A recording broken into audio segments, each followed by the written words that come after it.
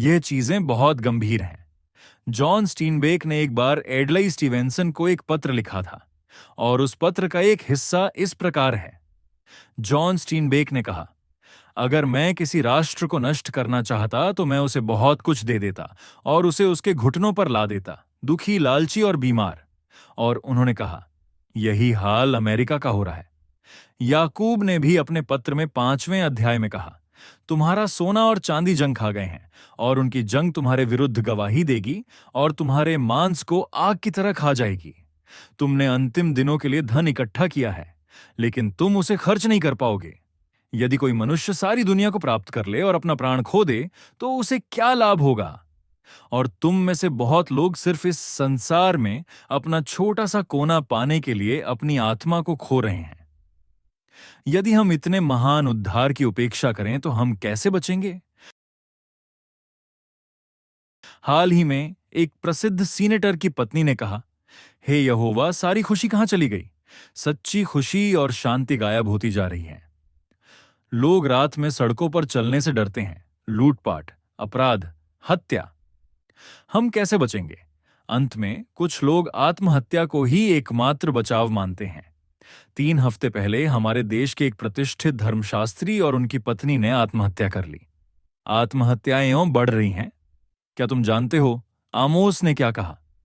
आमोस की पुस्तक के 9वें अध्याय में लिखा है, यदि वे पाताल में भी छिप जाएं, तो वहां से मेरा हाथ उन्हें पकड़ लेगा। यदि वे स्वर्ग में चढ़ भी जाएं, तो मैं उन्हें वहां से नीचे ले आऊंगा। अमेरिका में 19 वर्ष से कम उम्र के लोगों में आत्महत्या की दर पिछले 2 वर्षों में दोगुनी हो गई है। तुम्हारे जैसे युवा आत्महत्या कर रहे हैं। फिर कुछ लोग कट्टरपंथ की ओर भागते हैं, सरकार को गिराने का विचार करते हैं। लेकिन जो लोग दूसरे देशों में भाग गए थे, वे अब कह रहे हैं कि अमेरिका का तंत्र दुनिया में सबसे अच्छा है। तुम देख सकते हो, तुम एक पापियों की भीड़ को दूसरी पापियों की भीड़ से बदल रहे हो। तुम किसी पूर्ण और निर्दोष इंसान को खोजने नहीं जा रहे। केवल एक ही व्यक्ति पूरी तरह पवित्र और सच्चा था, और वह था यीशु मसीह। हमारा आशा और उद्धार सिर्फ उसी में है। हम सब ने पाप किया है और यहोवा की महिमा से दूर हो गए हैं, लेकिन मसीह ने हमारे पापों के लिए क्रूस पर प्राण दे दिए। पौलुस ने लिखा, यदि मसीह में हमारी आशा केवल इसी जीवन तक हो, तो हम सभी मनुष्यों में सबसे अधिक दयनीय होंगे। क्या तुम मसीही हो? क्या तुमने सच में मसीह को अपने जीवन में स्वीकार किया है? यदि नहीं, तो आज ही निर्णय लो। यहोवा तुम्हें क्षमा करने के लिए तैयार है। यीशु ने कहा, आओ तुम सब जो परिश्रम करते हो और बोझ से दबे हो, मैं तुम्हें विश्राम दूंगा। तुम्हारी आशा क्या है? सरकार, शिक्षा प्रणाली, धन?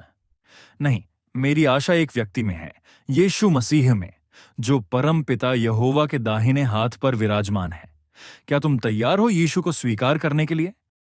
यदि हां, तो सिर झुकाकर प्रार्थना करो, हे यहोवा, मैं जानता हूं कि मैं पापी हूं। मैं विश्वास करता हूं कि यीशु मसीह ने मेरे पापों के लिए क्रूस पर प्राण दे दिए और वह मरे हुओं में से जी उठा। मैं उसे अपना उद्धारकर्ता और प्रभु स्वीकार करता हूं। कृपया मुझे क्षमा कर और अपना बना ले। यीशु के नाम में, आमीन। यदि तुमने यह प्रार्थना की है तो जान लो कि तुम बच गए हो। अब एक मसीही जीवन जियो। प्रार्थना करो, बाइबल पढ़ो और कलीसिया में जाओ। यहोवा तुम्हें आशीष दे।